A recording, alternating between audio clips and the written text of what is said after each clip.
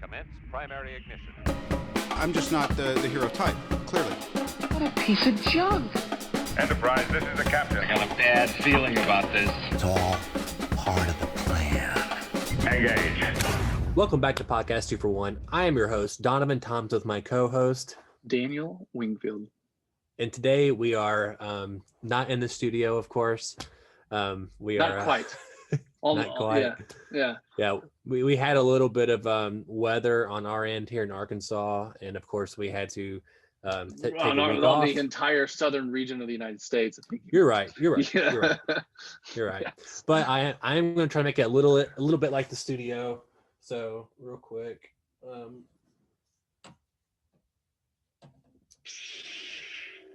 Oh, it's so goddamn beautiful, man. I need one of those so bad. So there's my green lightsaber, Luke Skywalker. Pretty I love cool. it. God damn it. That's the one I want too. Yeah, it's pretty cool. Next time I'll wear my Green Ranger helmet, and I'll have my Green Lantern power battery right here.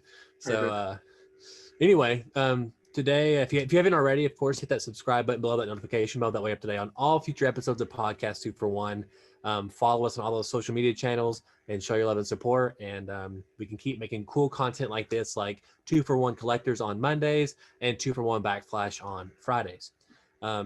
Daniel, I believe today we're talking mainly the news and also Superman and Lois on CW. Yeah. Of course, we'll just say this. Yes, we both watched WandaVision today. Today's the 26th, the penultimate episode, and we are bursting at the seams to bring you WandaVision. Like, seriously, like, you should see the text thread between me, Donovan, and Travis. It's never ending. We don't stop. Every day there's more theories and there's more memes. It's great. But we're going to bring that to you. After next week's final episode, Travis will be joining us, and we are going to sink our teeth into the goodness of all the details of WandaVision, all the theories, all the possibilities. It's going to be amazing. Here's hoping for Reed Richards next week. But you just have to wait a little bit longer, just a little bit longer to get that Marvel goodness. But it is coming. We are not neglecting it. For sure. Maybe one day we'll release our text messages for the world. We'll be so famous. Here were our theories 20 years ago. Here's where I literally predicted the entire phase. Yeah, exactly. There you go. Well, I know previously on the channel, I reacted to the Superman and Lois trailer, and I just it ended up being our highest viewed video on the channel at this time. That was that one. Okay. Yeah. And I just wanted to watch it, and of course I knew about Tyler from Supergirl and some of the crossover stuff in the CW. Tyler, and who's Tyler? It's he's Superman. Tyler Superman. His name's Tyler Hoechlin. I don't know his last name. But he was a crossover on Supergirl. He was Superman and Supergirl TV show, and he was in a few crossovers with Arrow and Flash. So he's already led his own show. Or co-led. Well, he didn't co-lead. He just made cameo appearances. Oh, okay. Yeah. So he was the Superman in Supergirl that would show up sometimes. Yes. Okay. And whenever I think Supergirl originally started, I can't remember what channel. I think it was Fox. And after season 1, it moved to the CW. And episode 1 and 2 of season 2 was Superman appearing, because now we're on the CW. And after Crisis on Infinite Earths, the big crossover event we had last time, they now merged all the Earths, and now this Superman is in the Arrowverse. So from what we understand, maybe not based on some of the stuff that happened in this episode. Anyway, I was watching the trailer, and I was like, dang, this thing looks pretty good. It doesn't look like a CW show, and I like the shows, but it had a more cinematic feel to it.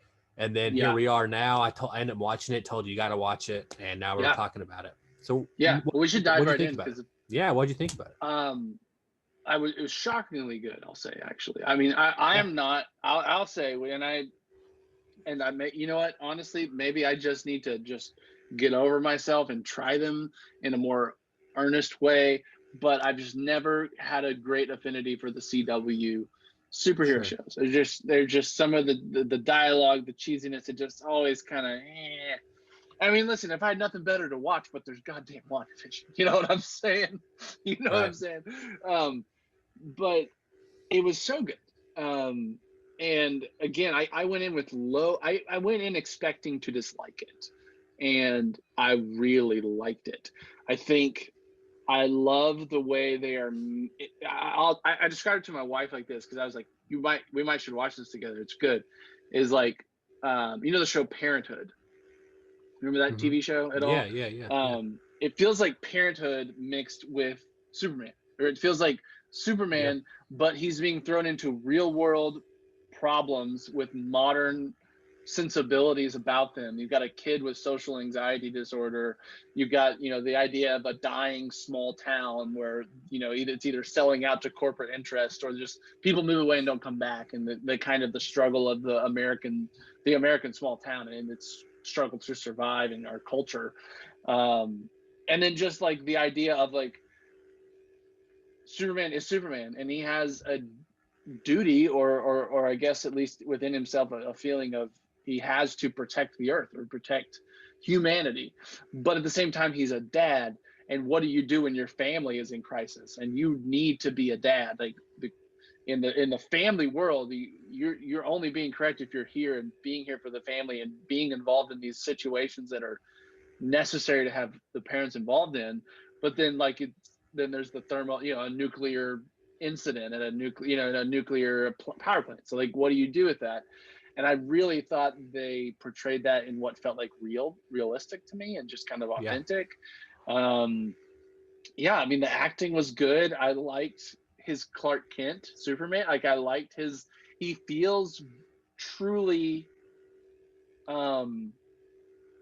like that kind of, I don't want to say goody two shoes, but he's the like wholesome Superman. Like, he feels that like the complete wholesome everything about him. He just feels like, yeah, he's a great person.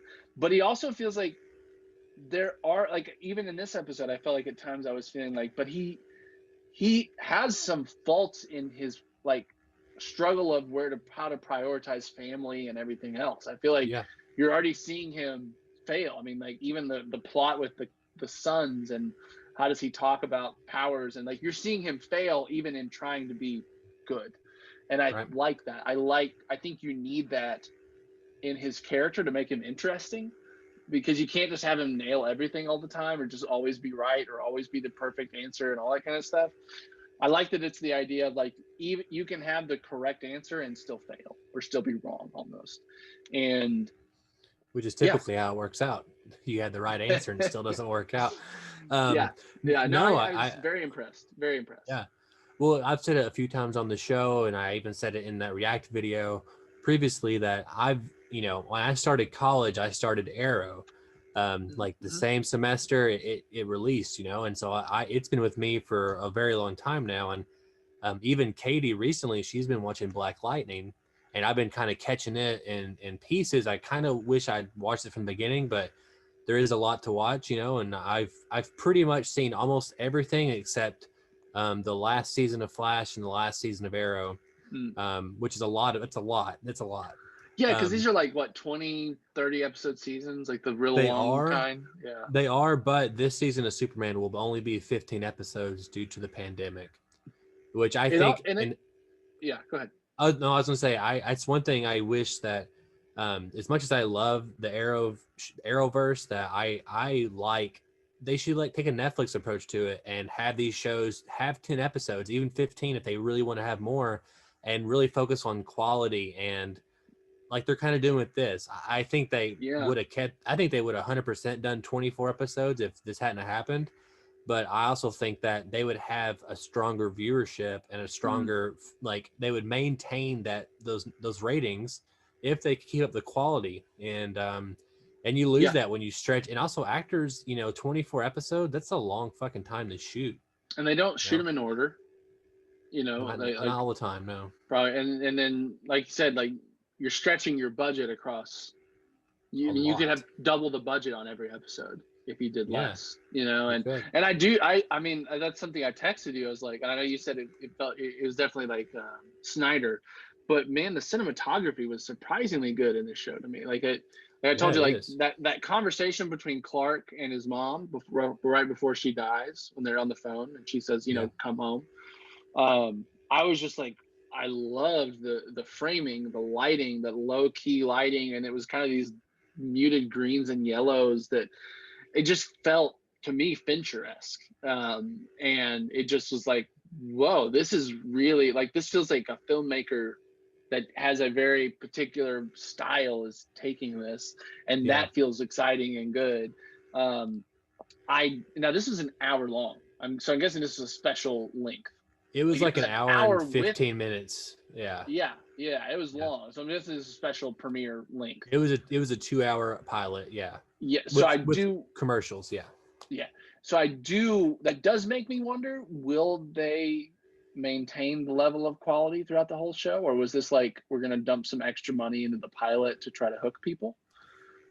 Typically they do dump money into the pilot most of the time. Right. I'm just I hope it continues the quality is what because I felt like the quality was very high. And even just the idea of him getting laid off, it just felt like and even like that conversation between Lois and their friend that worked at the fire department, and there was kind of this like, Man, that was like tense. Politics, and like he is a dick, but he had like his sentiments feel like real world issues and sentiments, and they were. And it feels like he represents. Yeah, I agree. But he felt like a real character. He felt like that is a very real representation of who you can find in some of these dying small towns, and even just the way, she was like, you just don't understand. He's like, well, we just have these simple minds out here in the small towns. Like, it just felt like that was good writing. It was good conflict. There is something interesting. I want to remind me of this moment in a minute. No, I want to talk about that in a minute because I'm kind of ran out of the words I had at the moment. Well, before I get into this thing that you just brought up, one thing I whenever he first appeared in Supergirl, before that, when they showed the first official pictures, all that kind of stuff, this is like 2-3 years ago. I was like, man, I'm not really down for this. I don't really want to see this. But when he appeared on Supergirl, like within the first 5 minutes, I was like, wow, okay, he's actually killing it. He's doing a good job. He's got that wholesome Superman thing. And it kind of, and in the moment, as much as I love Henry Cavill, I love him, and I wish we'd get more, which we'll talk about later. I was like, man, I do miss my hopeful Superman. I miss my Christopher Reeve Superman. I miss my Brandon Routh Superman. Like there's something about that kind of that little Captain America-esseness where you it's wholesome and you want to root for him, and other than like this, even though I love it, Man of Steel, you got this character who's he's not confident, and it's a choice, but there's something about someone who's got their stuff together for the most part. But for sure. Anyway, I thought it looked great, and I loved every time they do an establishing shot. They'd always have like 3 of them. They would do like 1, 2, 3 to kind of prep you for the scene. And I was just like, normally they do like 1 for like a TV show, but they do 3, and I was down because they all look so pretty the whole time. Then what was really cool was seeing him in the original OG costume. That's like his first ever comic costume of all time. Is it really? It was now that clip I had seen before, and I'll tell you, the first time I watched it just kind of in isolation, I was like, that suit looks dumb. Yeah. Like it looks like cartoon underwear. And well, that's what that when he picks up that vehicle, that's the first comic ever is that image of him putting the vehicle down. That's what that is. That's really cool. And I loved the line. The line was great. It was great for me. Whenever Matt watched it with me, actually, he ended up stopping by when we watched it, and Matt was like, "Oh, I love that line," because it feels like good, wholesome Superman. Yeah. It does.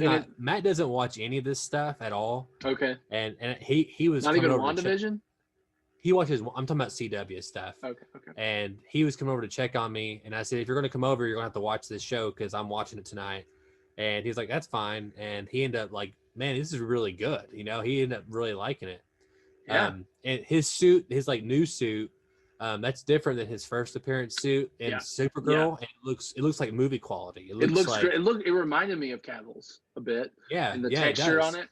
And the darker, he's more buffed colors. up too. Yeah. Yeah. He looks more like Superman. Yeah, he had wider abs. Yeah, From you know, Morehouse. yeah, he did. I'm never a fan of superheroes with kids, typically, and maybe that was more of a maybe as I'm getting older and I have Noah now, maybe I'm being more open to that, you know.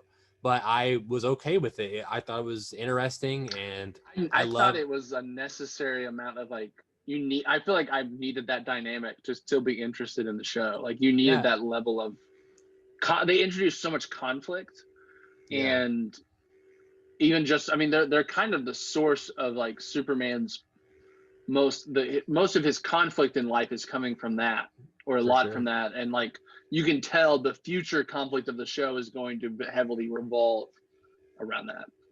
Yeah, you're right, and I think also it just adds another layer that it's a different Superman that we've seen before. Yeah, and also those kids are good actors, man. Like, I agree. I liked both of them. yeah, even the kid who's like supposed to be the better looking jock one, he's very charismatic, and he seems like, even though he's the, I guess, jock, he seems like the nicest jock brother of all time. Yeah, in a good way, yeah. you know. I thought they did well with the brother relationship. They felt like brothers to me. Like Yeah, like they the did. kind of back and forth at times, the kind of ragging on each other at the wrong time, joking too soon, and Yeah. you know, like just that level of thing. It just felt good, and I liked that kid too. I definitely liked obviously the more complicated kid, and I did like the reveal that he's actually the one that has powers, not the I saw that coming. It did but come. I mean, I'm still expecting them both to. I am too at some point. It just feels like inevitable. Well, and they had that when they were doing. And I really liked the big montage in the beginning, kind of just here's how our world works. Here's what happened in our version of events, and let's just get you caught up so we can just get to the heart of what we're doing here. Right. They showed like when one of them were little, like throwing a football and it like slicing a rope of like a swing. You remember that? Like one of them like throws a football and it like slices through a rope. And I assumed that was the quarterback jock kid. It probably was. Again, I think you're right. It's just a matter of time at this point. It'll be a season opener or season ender kind of thing, and they'll be like, oh, they both got powers, or they've split the powers, you know, like he's got strength and he's got speed, you know, that sort of thing. Now I was wondering, are these comic based characters? The only thing other than like Elseworld situations, the only thing that's recent, there's a Jonathan Kent, I believe, recently, that's like Superman's son and Lois's son. But for the most part, oh, my lightsaber shut off. It's been humming the whole time. Yeah. For the most part, though, it's just a badass sound effect. I was like, what the fuck? You know, anyway. For the most part, though, these are new creations from just for the show. Yeah. Okay. But one thing you brought up that I think is interesting that Matt also brought up. Matt said when we watched this, he said, you know what? One thing I really miss that Marvel has gotten away from that DC still does, and this is while we were watching the show, he said, I miss secret identities. And what you said about that table scene is that it totally contextualizes it differently, because we know that Superman is Superman, but they don't know who Superman is, and this guy is talking to Superman in a certain way, not in a nice way, right? And I think that's so interesting. It's something that we don't get with the MCU anymore, maybe other than like Spider-Man, but even then it's not like this. Yeah. Because, you know, everyone knows who Tony Stark is, Captain America, and they all talk to him like they're those people. And there is everyone something knows who Peter Parker is too, as of Homecoming. Yeah, you're right. Exactly. And so, anyway, I think that's interesting, and it shows that's the kind of different stories they can do with DC right now versus Marvel, is that kind of thing, you know. I did an eyebrow did raise when they were like, no, you're not Superman, I've seen Superman, and he slowly takes off his glasses. And I was like, yeah, it. And then luckily they made him like lift the truck up and fly, because I was like, are they gonna be like, oh my god, it is him, he took off his glasses? Like I was hoping they weren't gonna try to make that feel realistic or funny. You said that. There's the last 2 weeks there's been a TikTok challenge going around that's been like, it's like the Clark Kent or Superman challenge, and it's people wearing their hair down and glasses, and then they take it all off and they look like models, and it's like, see, Superman can get away with it, sort of. But he doesn't do the hair part. He only No, I does the know. glasses. I know. I'm Yeah, just if saying. he looked like a bum normally, Yeah, sure. you right. I know. But anyway, I just think it's interesting. The Yeah. timing is interesting. Now, I do have a question. Do you know who Sure. the enemy was? Because that Yeah. was pretty mysterious. Well, yeah, and that's really the only thing. I mean, I don't think we'll get too deep into. I think we're almost done talking about it. Sure, We yeah. enjoyed the show, but that right there, she says, "Welcome, Captain Luther," and he takes off the helmet and he's Yeah. bald. And what's interesting is in the dialogue, and that's really the only time I felt the show was kind of breaking on the budget. Was Yeah. For the most part, the space stuff looked good, but there was a few times I was like, oh man, I think honestly it was just the sound of his voice didn't sound. No, it He was totally. in space. It didn't. No, I think it was the sound design. Like the sound of his Yeah. voice felt like it was in a studio. Exactly. It That's did what was not throwing feel me out in the of it. space. Yeah. It did not feel in the. Yeah. And I felt the exact same thing. Well, here's what's interesting. So in Supergirl originally, even when she come to the CW channel, she was in her own universe and she had to cross universes to be in the Arrowverse. After Crisis on Infinite Earth, they're all the same world. Right. In Crisis, the crossover, John Cryer, who is from Two and a Half Men, he was like Lex's cousin in Superman 3 back in the 80s. He played Lex Luthor in the crossover event and also in Supergirl. And he was a great Lex Luthor. So I think, and that whole plot was basically Earths are being destroyed and we're kind of getting down to one Earth. I think this Lex Luthor is from a different Earth. So it's like the suit powering him. It's like a super powered suit. Yeah, I mean, Lex Luthor has had he has had that suit to a degree in almost every iteration ever. Oh, really? Okay. Yeah, it looks a little. Normally he don't wear a mask. That's the only difference. And normally it's green and has purple accents. But it's like the super suit that helps him fight Superman. Always, yeah.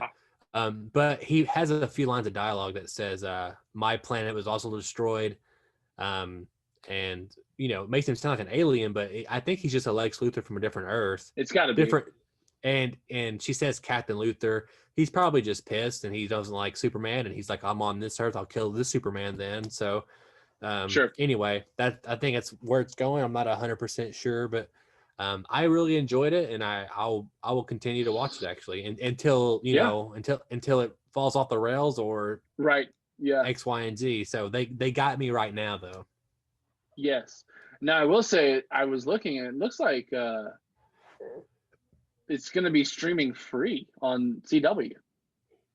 Yeah, they do that with all their shows. If you the next I didn't day, have to sign in or anything.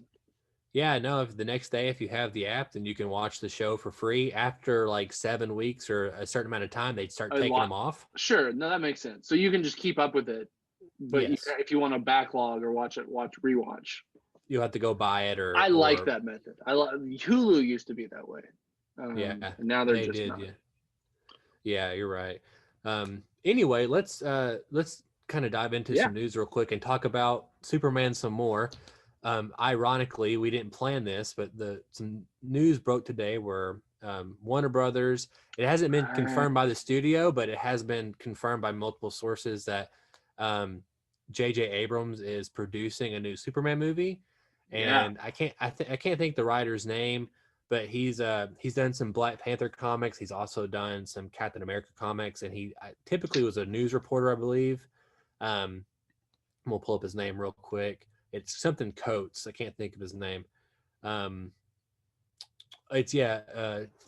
Coates. He's the writer. And initially when the trade broke, they were saying that Henry Cavill was expected to return, or he was excited to return, so to speak. And then we started getting other information saying that the studio was looking to cast a Black Superman. They've had comics of Black Supermans, right?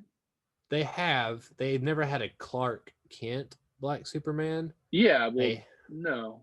They have had another Elseworld where he was actually based off 100% off Barack Obama.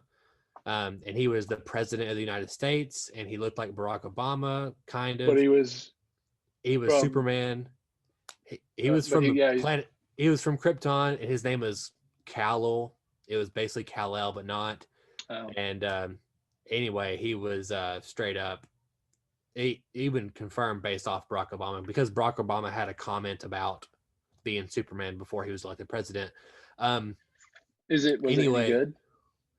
It was just like a side thing in a big comic arc. It wasn't nothing important. But there has been people who has taken on the moniker of Superman, right?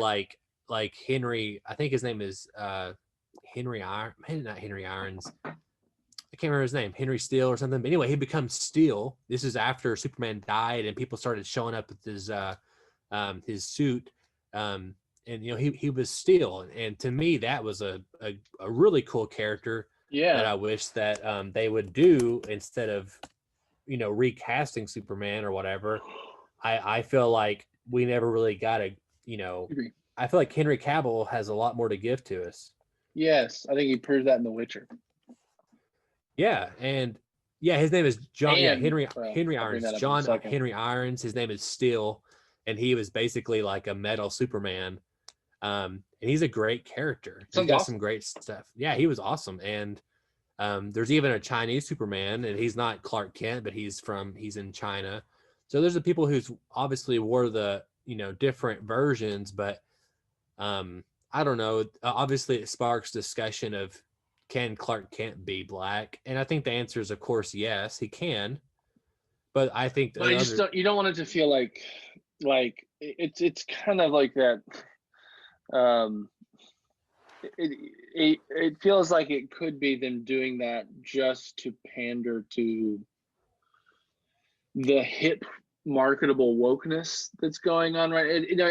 And listen, I am all about wokeness, but when I see Kroger saying we support black businesses, come shop at Kroger, that's where I'm like, nah, fuck you. You're just trying to use what is currently going on in culture to make money for yourself. Yeah. And that is bullshit. And that definitely, I got on my Twitter feed today and I saw Oreos say we support trans X, Y, and Z.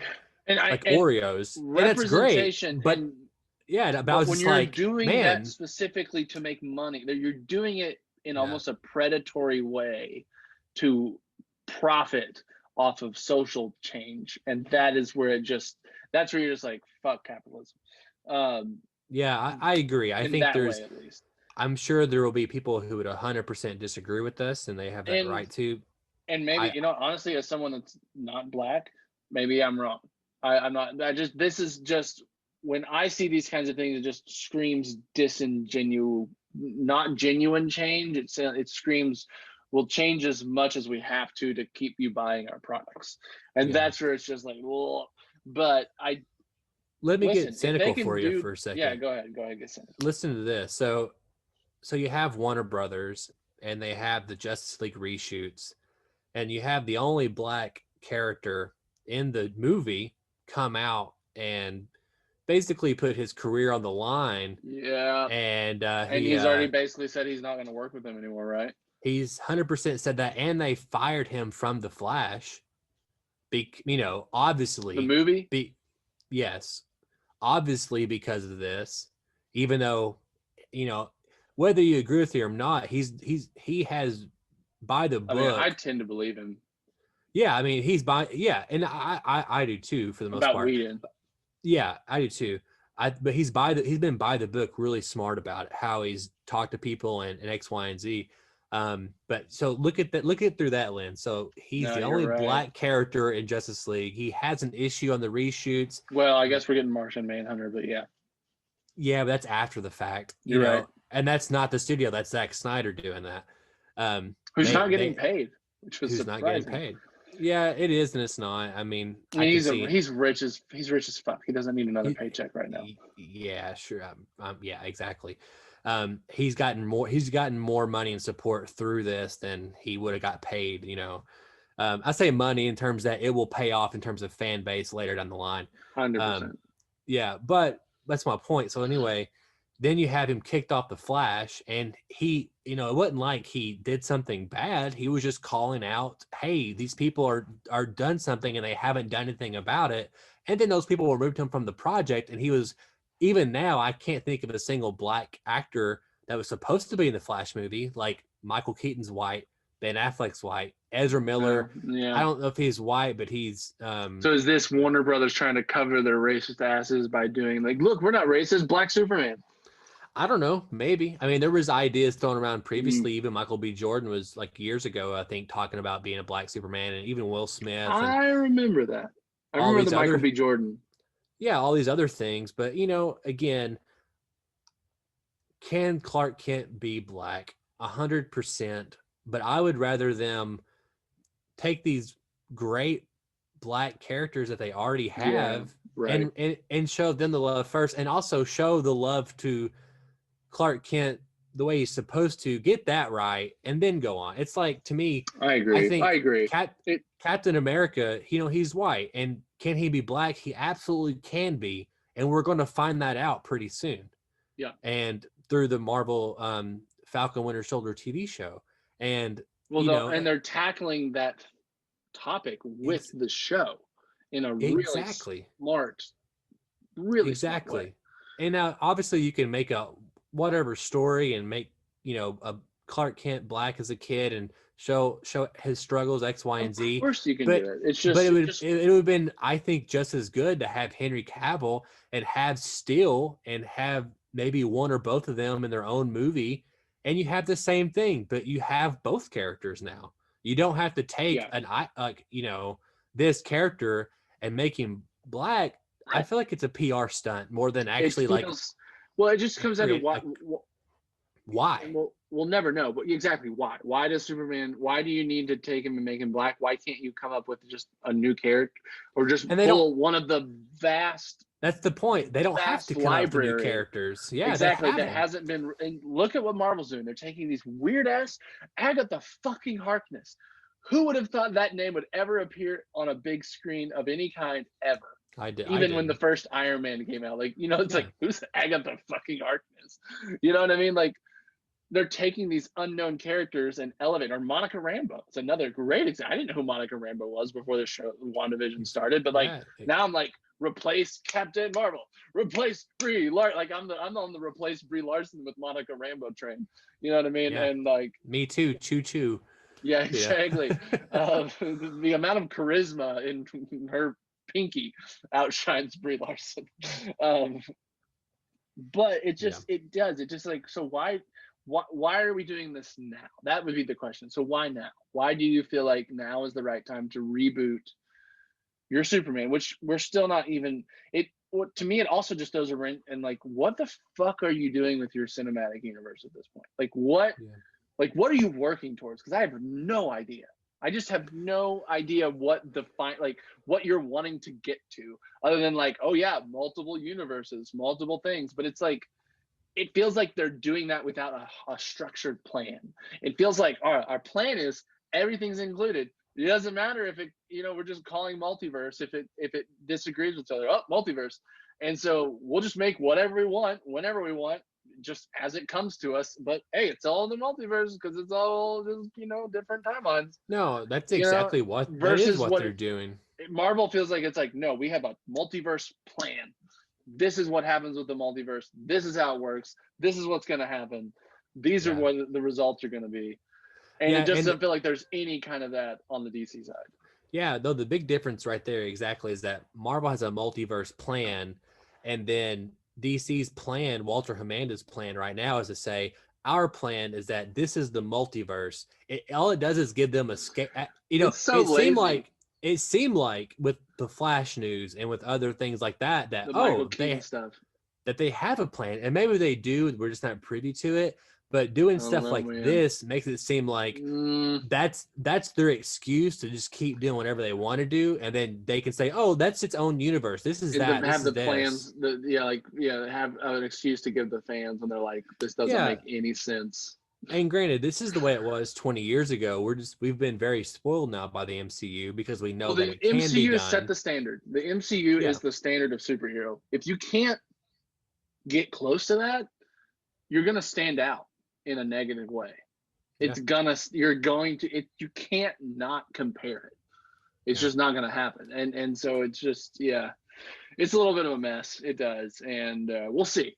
Maybe it'll be great. Maybe it'll be killer. Maybe it'll be the best thing that DC's figured out to do yet. But Yeah, I do got a few more things of news. These are kind let's of run more quicker little responses here. Well, I did want to, we brought up we brought up Henry Cavill. Yeah, that's one of is them. on your list. Okay, can we go to that one next? Yeah, because that connects. that was gonna be my next one. Yeah, so it's been rumored that Geralt of Rivia's Henry Cavill and also our Superman, hopefully still, he might be in a Mass Effect TV show, and I was like, what? You know? I know. Maybe it was like, but it's also kind of funny that it's like now if there's a Fallout TV show, gotta get Henry Cavill.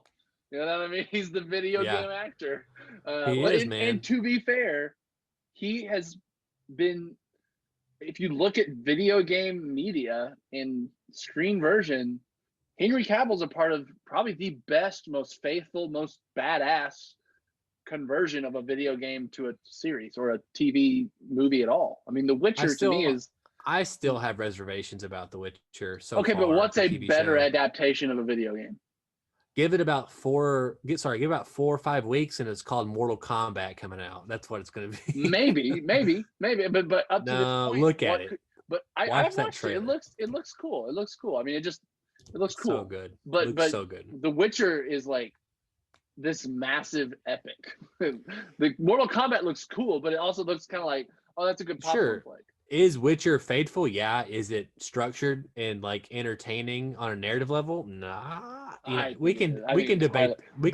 But up to this point, what has been a more successful or more faithful or just better video game adaptation? None. I would say Mortal Kombat, the original 1990 is better than The Witcher. Dude, that movie fucks, man. That movie is awesome. I don't care what you say. It's awesome in funny ways and cheesy ways sometimes. It is. That movie's awesome. It has nostalgia. I have nostalgia for it, but it's not better than The Witcher. I don't Either know, as a faithful adaptation or just as a entertainment piece of property. All I'm saying is Henry Cavill has made his mark as being like, if I'm in it, at least it does pretty damn well. And here's the thing, gamers fucking love him because he's an actual gamer. Yeah, he is a PC nerd. And so anytime the gaming community sees him involved, it's like, oh wait, he's one of us. He gets us. Yeah.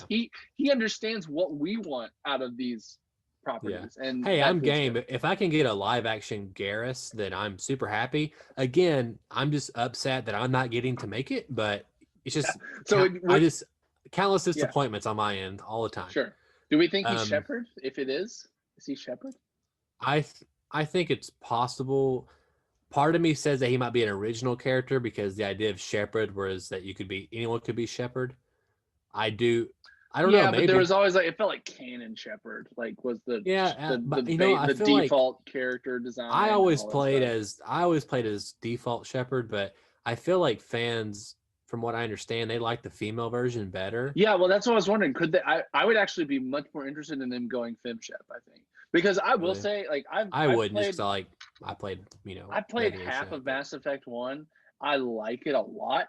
I don't like female Shep. He does not seem cool to me. The way his voice is, the way he delivers stuff. You seen his dancing? It's awesome. It just feels like the most generic soldier boy character. Just how he talks to me just feels so boring. But actually when I'm really itching to play Mass Effect right now, but I've got to wait. You've got to wait. Remaster. It's like a month or two away. I think I'm going to play FemShep because I think part of me not getting attached to the game has me being like not attaching to Shepard because I just feel like he's this boring alpha male like Chad. Sure.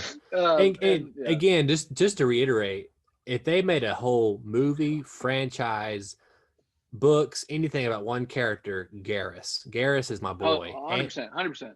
And Rex. I think Garrus is one of my favorite sci-fi characters. Rex, buddy cop. I love it, dude. That was my team through the entire trilogy. Was Garrus and Rex. I didn't change for nothing. Yeah, I always loved them. Man, I'm looking forward to.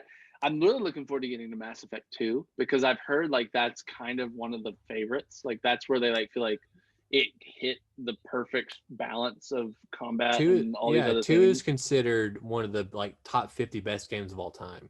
Yeah, and so I know I kind of have I know it's kind of like a suicide mission kind of plot, and that just sounds really cool. And so I'm really want to get through one. I got decently far in one, and then I kind of dropped off, and I was like, oh, I'm gonna play it again, but I'm like, but I want to play it in 60 FPS and like, and with the I've seen some of the side by sides, and it's the textures and lighting are way better. It's much different. Way better. I think one is a like almost like Halo 1. It's a perfect sci-fi story. I think 2 is like it's the pinnacle. I think 2 is like you got the gameplay and a good story, and then 3. I think 3 would have been the best, of course, if we just had a different last 10 minutes. That's it. And I still like where we got, honestly. After I spent 3 years. Yeah, and the DLC really takes place before the end, but I spent like 3 years trying to fix the ending or give it more significance. It just kind of not really. It just kind of gives you more with the people you love. But I spent 3 years in a blackout, not playing 3, and I avoided all the spoilers miraculously. And like I spent so long like depressed that I knew the ending was gonna be bad from what everyone told me. That when I played it, my expectations were so low. I ended up really liking it. So, cool.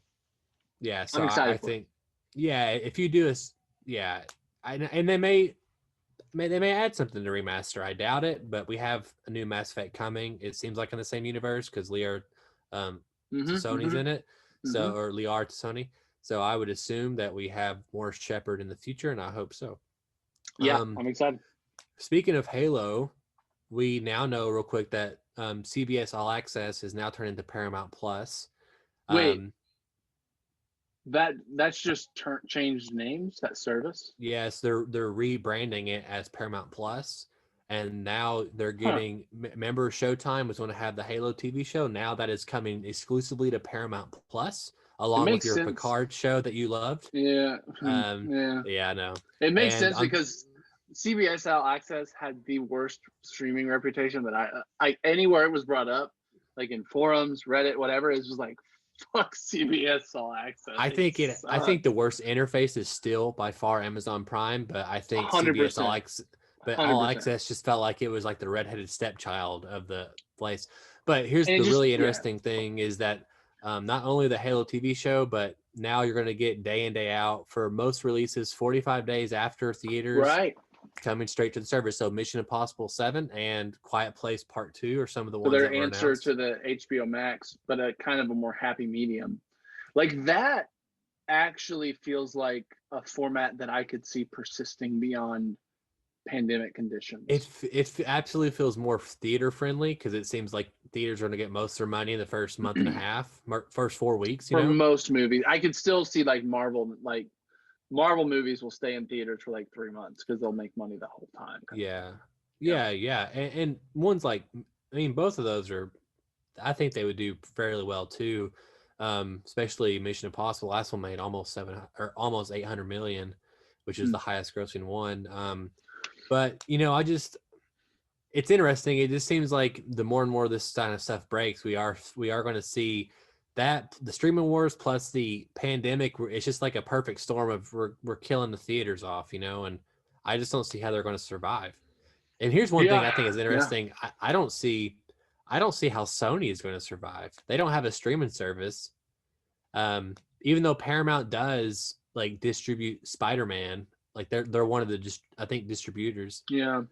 Distributors, sorry. And it's interesting because it seems like it has to be their next big move. Like they got to have a streaming service, right? But they do. But honestly, this sounds awful. I'm hoping that if one good thing comes out of all this, it tanks Sony and then Marvel gets Spider-Man back. Because every day I think about their plan, it makes my stomach churn. So think how big Sony is as a company. Like it's not just movies; it's video games. They make TVs, they make stereos, they make absolutely. But their movie division has been bleeding for like almost a decade now. Like Spider-Man is like the only thing. They just closed the movies division. Yeah. Oh yeah. No. Yeah. They're fine as a company. I think the movie division is bleeding, and if it wasn't for Marvel coming in with that sweet deal for them, I think that it would have happened a lot earlier. I mean, there has been talks for Sony selling. You know what I'm saying? Like 5 years ago or so. Man, I think it's a matter of the time. movie industry is just going to become more and more siloed in Disney. Yeah, for sure. Which Speaking of has Spider-Man, its own scary implications. we have No Way Home as the official title for Spider-Man 3. Yeah, and we got a few images of them like in some cave. It looks to me like Doctor Strange's Sanctum Sanctorium. That is true. That would make a lot of sense. Yeah, it kind of looks like that, or at least what it used to be, because Doctor Strange blipped out, of course, and maybe his home place was Benedict. I mean, he got snapped away. It's called the blip. They got so did Peter. No, you're right, but I'm saying like his home. Who took care of that for 5 years? Assuming Wong. That's right. After I asked that, I mean, like, oh yeah, Wong is watching out for everything. Did he get snapped? I can't remember. I don't know Wong. I think he's still around actually. Anyway, so it's interesting. One of the things I was going to ask you about, they asked Tom Holland, like at least 5 different places have asked him this week alone, are Andrew Garfield and Tobey Maguire in the movie? And he said if they are, then I don't know about it. And I've read the script, and he's also said that the script's being written as they go. Do you think there's any truth to Tom Holland, or is he pulling her leg? I think they've been doing this a while with him. They've got to have him trained pretty good by now. So I think there's I think it's almost 50-50. I think there's an easily good chance that he is just giving us, like kind of trolling us in a way they do. But I think so too. I also think there's a version of this where we don't see them in that movie. We see them in Doctor Strange, and it's just kind of these like cameo flashes rather than central characters. And they I are hope shooting at the same time, so yeah. Right, and Sam Raimi, is obviously there, and so it just feels like I hope they are brought in as like pivotal characters in the plot. That's what I want. Yeah. I'm a little hesitant to think they're maybe just kind of like flashes, or like we pop into that world to see like them react to something or something. I don't know, but yeah. I mean, I'm hopeful. I'm hopeful for a lot of things. Me too. WandaVision has me hopeful for different. I mean, it's just like the world of Marvel feels like full of magical possibilities right now, and that's really exciting. Like there's just like about 10 different things that could happen, and all of them would like kind of blow my brain. Yeah, well, our last Marvel story for the day, Robert Downey Jr. was asked again this week, would you come back as Iron Man? He said, never say never. Of course. So I just think that it's adding more credence to our Secret Wars theory. Easily. And well, there was another thing about Chris Evans being wanted for the Captain America 4. Really? I saw a story, that like the reports were that like Marvel wanted Chris Evans back for Captain 4. Wow. For some, I don't know if that would be like a continuation of the passing of the torch to I'm blanking on his name. Sam Falcon. Wilson, Anthony Mackie. Sam? Yeah. It could be maybe they're just like continuing that idea, and like they want him back for a few scenes as Old Man Cap. Or who knows? Yeah, exactly. Like even it could be flashbacks. It could be whatever. It does make sense to me that Old Man Cap is still around, like giving advice. Like, how can Captain America not be involved? Like Old Man Cap, what else is he going to be doing? Super strong as an old man, right? Like he hasn't lost his powers.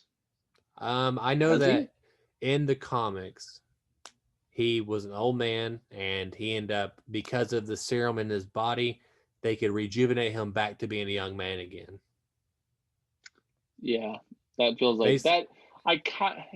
That feels like it might be a little like we're starting to just do it. Like it's the comics. We'll just come up with whatever technology we want to do whatever we want. But I mean, I love Chris Evans. He's Cap, and to me, I think we talked about it. It's like even we were talking about Chadwick Boseman and Black Panther, and should they recast him or whatever. It's like Chris Evans is Cap. Like RDJ is Tony. and they will be that for me in every other role I'll ever see them in. It'll still be like, oh, but that's Cap. You know what I mean? And like, it's going to be very difficult for me to feel that way about them. Here's what you do. Here's what you do. I just come up with this. Marvel, you should hire me.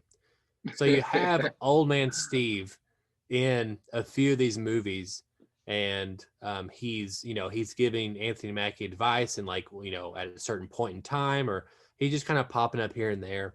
You get to Secret Wars, and there's the big threat, whatever it is, and they go to Captain America, Old Man Steve, and he says, well, I've been waiting for about 20 years for you to ask me that question, but I need you to go back to the certain point in time to get me. You know what I'm saying? Like, yeah, basically, like, old man Cap's already done what you're fixing to ask him to do, and he's been waiting for a very long time for you to tell him to go back. You know what I'm saying? And they go back, get young Cap, and then you have like Days of Future Past kind of thing.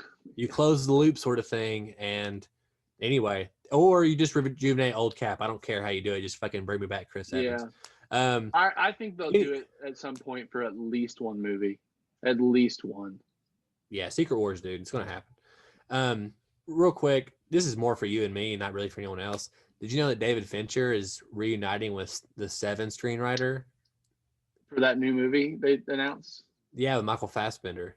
Yeah, okay. I didn't realize that was the Seven writer, but that's awesome. I'm super excited, man. That's awesome. Last story, and I think, give myself some pat on the back, because this is all tied into previous videos we've done. The last story I have is that Nickelodeon announced Avatar Studios. Yeah, and we're getting an Avatar animated movie on top of, of course, we're going to get probably a universe of some sort. Is Netflix still making their live action thing? Originally, the people that are now in control of the studio. Yeah, no, they're the creators of Avatar. Yeah, the people creators of the now whole IP. Yeah, so Avatar Studios, who are the people you're talking about, they were working with Netflix, and Netflix apparently dropped the ball. Creative differences. Yeah, which is not a good sign when you have the creators of the IP and they leave for creative differences. Which is weird, because Netflix seems like they're more like, here's money and go do your thing. I know. And, did they just have like an asshole producer on that project that had the ego or something? I mean, yeah, I'm not sure if Netflix, if they still have the rights to do a live action thing, or if since those guys left. I think it was continuing. I think it is. I think, but now it's going to feel like imposter Avatar compared to Avatar fucking Studios. Especially, yeah, exactly. Especially with this, so it's definitly. And you got to think if the animated stuff is successful, they'll eventually do their own live action thing. Why not? Well, yeah, of course. Why wouldn't they? I mean, Nickelodeon's everyone's in the franchise business. Another example, though, of Netflix resurrecting an IP and making a company that had previously wasted it realize the profitability of giving these creators total freedom and control and letting them make stuff. Like, it's like Avatar was like constantly fighting cancellation when it was on. Like, execs tried to cancel it multiple times, tried to shorten the seasons multiple times. Like they were constantly being told like, you're not profitable enough, you're not this enough, you're not whatever. And like, obviously it's one of the most beloved like kid shows from our era, I think, period. I still think it is a beautiful. I need to watch it all. Yeah, I need to watch it. I want to. Oh man, you would love it. The hype moments are so hype, and everything about it is so good. But yeah, I've unfortunately only seen the live action movie from M. Night Shyamalan Ding Dong. So I've never even seen that, and I don't plan on it. Ooh, you don't watch it. It's bad. No, I won't. But just another example of like these shows going to Netflix. They become the #1 shows on Netflix for like multiple weeks running. Everyone's like, oh yeah, this show is fucking awesome. And why did they stop? You know what I mean? And then they're like, oh wait, you're right. I guess we'll let them keep doing this. It's just, I don't know, man. It's like, I don't know. It's funny. It's good. The result's mind. Good. The result is good. Yeah. We will have, speaking of Netflix, did you watch, I'm just curious, again, this is for us, not you, listener. Did you watch the Army of the Dead trailer from Zack Snyder? I did not yet. I did not. Did it look good? It looks pretty fun. It's probably the most colorful thing he's ever made. Okay. Which is, considering. But I think it looks fun, and they've already announced they're doing an anime TV show to kind of correspond with that and make a whole franchise out of that as well. So Okay. Yeah. I'm let's see how it excited for goes. that. Anyway, Daniel, how can our listeners write into us? They can write into bit.ly/241mail. That's bit.ly/241mail. There, let us know what you thought of Superman and Lois. I'd love to hear your theories about where that show is going to go, as well as anything else we talked about today. It's been a lot, so I'm kind of forgotten some of it. But just rewind the show, listen to what we said, and then send a message about it. I don't know. Yeah, I trust you. And of course, if you can't hit us up about our Bitly, leave us a comment in the comment section below. Yeah, did you like Superman and Lois? What do you think about JJ's new Superman movie, Paramount Plus, Halo, Henry Cavill's Mass Effect? We got a lot to talk about. Yeah. Hit us up, and we will definitely respond, and we will get that conversation going. And of course, if you haven't, hit that subscribe button, that notification bell. That way, you're up to date on all future episodes of Podcast 2 for 1, and again, all the great content we have at 2 for 1 Studios. Daniel, it was nice getting back into the saddle, doing some news and doing something that's not super conformed to a topic. It was fun to bounce around. Yeah, for sure. I believe next week we're doing WandaVision, and of course we'll be hitting up some of these bigger things like Zack Snyder's Justice League and Falcon and Winter Soldier as they're coming up. Yeah, I mean, that's the thing. Like, you look at the release schedule, and it's like it's content. a Marvel paradise. It's really is like the next 6 months. It's like a Marvel paradise. Like 2 weeks off, and it's like, of course, that 2 week break is just for marketing, just so they can market the new show for 2 weeks and then start it.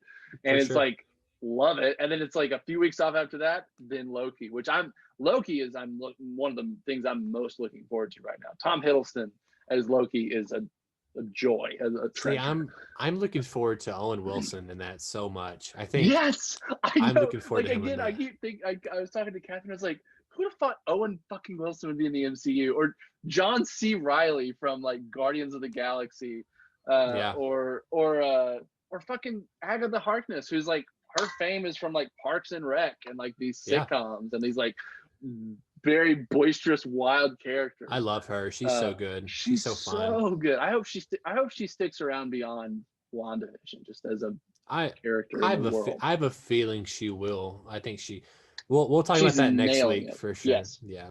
Anyway, Daniel, it was awesome. My name is Donovan Thompson. I'm Daniel Wingfield. And we have spoken.